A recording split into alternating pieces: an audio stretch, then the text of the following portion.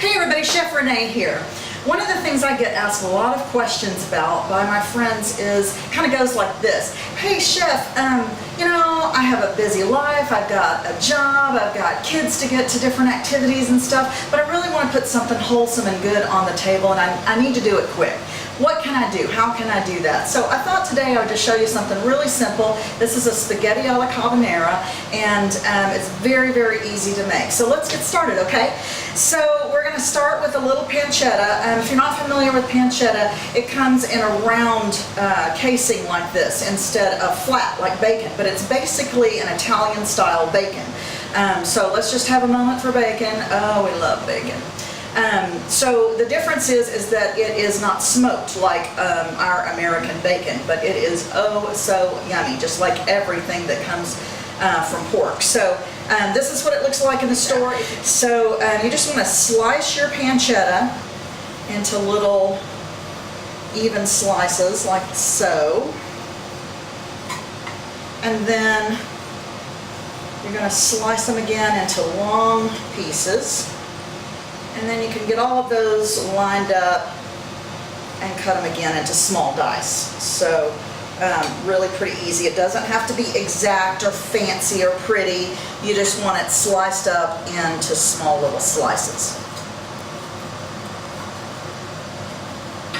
So this is a really great dish that you can involve the kids in. I think when you teach kids to cook for themselves, they'll eat what they make. So if you let them get involved in helping with cooking these things in the kitchen, they're going to be a lot more interested in eating those things. So I already have a little bit of pancetta going in a pan over here. And I have some water boiling in my pot, so we'll go ahead and get our pasta started. So this is just going to be a regular spaghetti pasta, and when we cook pasta, we want a good rolling boil, and then we want to salt the water really good. It should taste like the sea. So you want to put a big generous pinch of salt in there. So we're just going to drop a big handful of pasta in the water. About that much is going to serve a family of 4 pretty easily. So go ahead and drop that in the water. Don't make a big mess like I just did. And then I like to just give it a little stir, and that helps it get going and it doesn't stick.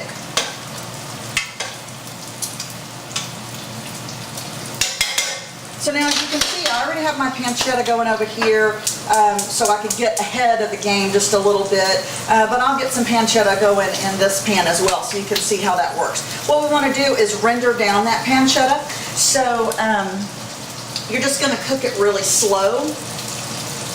So I've just dropped my pancetta in the frying pan, and what we're going to do is we're going to render this down. And so what that means is we'll cook it down a little bit slow so that it can release all of those beautiful fats. And fat is flavor, so we want all of that to be in our pasta when we're done. So we've got our pasta going, we have our pancetta going, and this is going to be a beautiful dish. So while that's going, one thing that you can do is go ahead and crack your eggs. So we're going to put a couple of eggs in this dish. I like to crack them on the surface instead of on the side of the bowl because you have less of a chance of introducing salmonella or some bad ucky bug thing into your dish if you'll just go ahead and crack it on the side instead of on the side of the bowl like we used to a long time ago. Set those eggshells to the side. And then grab your whisk, just whisk those up right quick. And that's going to come into play a little bit later on in the dish. We're going to kind of finish the dish with the eggs. The eggs are going to go in and it's going to kind of make a creamy sauce. It's going to be delicious. This is the height of Italian comfort food. Another thing you can go ahead and get ready is your Parmesan cheese. We're going to drop a couple of ounces of Parmesan cheese into the pasta there at the end of cooking time. So I would grate it just on your small side of your box grater. And you want a good couple of ounces. Don't ever like to be stingy with the cheese. Cheese is right next to bacon in my book. So This is really, again, a great dish to get the kids involved in. My little grandson, I know I don't look old enough to have grandchildren, but my grandson started cooking with me when he was about 7 years old, and he's 13 now. And man, he cooks better than some adults do. So this is one of those dishes that I started him out with. We would, get in the kitchen and kind of talk about his secrets and his struggles and his triumphs and all of the things, that a 7 to 9 year old kid goes through. And so I taught him spaghetti alla carbonara, and I said, you gotta make it fun for the kids. So I said to him, now listen, this is an Italian dish. This is Italian comfort food. So the thing we want to do is we want to be Italian. So, think of your best Godfather impersonation. Lift those fingers up, spaghetti alla carbonara. Roll that R, and I would make him practice it. And so he thought it was really fun. Taught him how to do a little toast at the end. I said, one of the things is that chefs like to, especially Italian chefs, like to toast each other at the end. So I showed him how to do a little toast, and he had his apple juice, and I had what I like to refer to as mommy juice, and we toasted each other, and he would say, "To our success, chef," and it was really pretty amusing. So, all right, so we've got our pancetta going. That really is just about done, so you can just go ahead and turn that off. We want that to cool down just a little bit before we start putting our spaghetti in it. I like to cook my spaghetti for about 9 minutes. The package generally will call for 10, but in this dish in particular, I like it to be a little bit what they call toothsome, have a little bit of texture to it, and sort of an al dente. So we're going to cook it about 9 minutes, and the only way really to tell for sure is just grab one of those noodles. I know your mom used to throw it up against the refrigerator, but trust me, you want to taste it. So grab one of those noodles,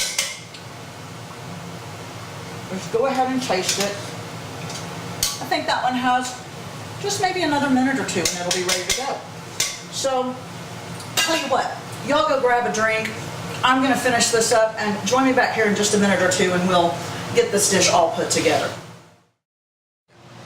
Okay, so we're going to taste the pasta just once more to make sure. I'm pretty sure that it's ready to go now. That's one of the best parts about being a chef, you get to, that's perfect. You get to taste things as you go, and you get to play with fire, so it's excellent. So if you remember, we turned off our pancetta, so that's just still pretty warm, which is just the way we want it. And then what we're going to do is just the way the Italians do. We don't drain our pasta, but we're going to just scoop it over into our pan.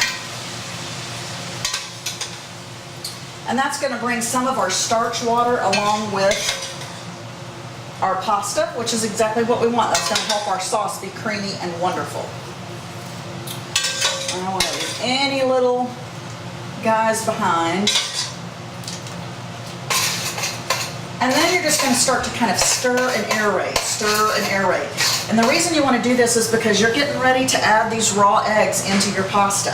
So if you were just to put the eggs into the pasta like it is now, see how steaming hot that is? You would just scramble your eggs, and we don't want scrambled eggs. We want a nice creamy sauce. So you're just going to kind of aerate the pasta, and then what you can do is what they call tempering. So you can pour just a little bit of egg in there, mix that really good. Pour a little bit more, and just keep mixing so that it doesn't have a chance for those eggs to scramble on you. You're going to keep going until you get all the eggs in. And this is going to make just the most wonderful, creamy sauce imaginable. You're going to fall in love with this dish. All right, we're just about got all the eggs.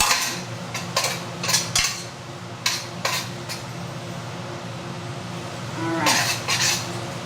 See how creamy that's becoming? So then the next thing that you want to do is just to loosen it up a little bit and really create a sauce. Go ahead and scoop in just a little bit of that starchy pasta water. And now it's really loosening up and becoming a beautiful sauce. Now you can go ahead and salt and pepper it at this point, but you may want to taste it first because remember you had salty water for your pasta, and then your bacon is salty, and also the cheese that you're getting ready to put in your dish is salty. So I would definitely finish it and taste it first before I started adding salt. So at this point we can start sprinkling our cheese in. And that cheese is going to begin to melt into our sauce as well. And it is just creamy, yummy goodness.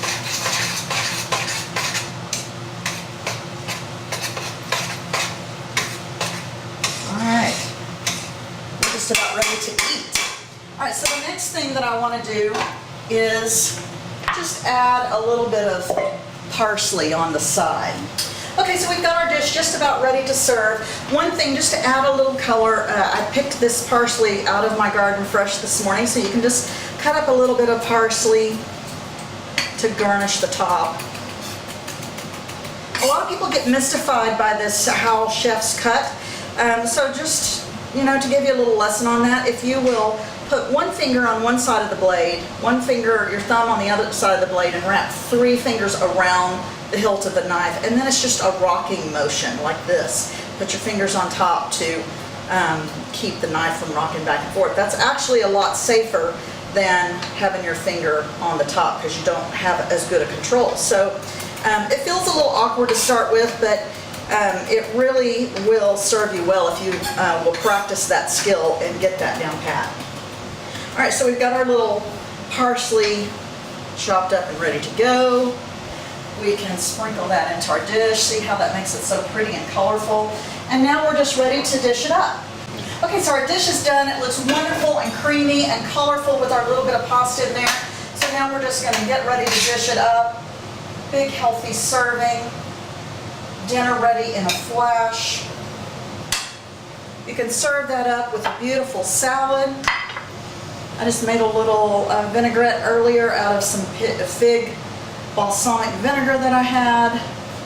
Pour yourself a lovely glass of wine. And as my grandson would say, to our success, chef.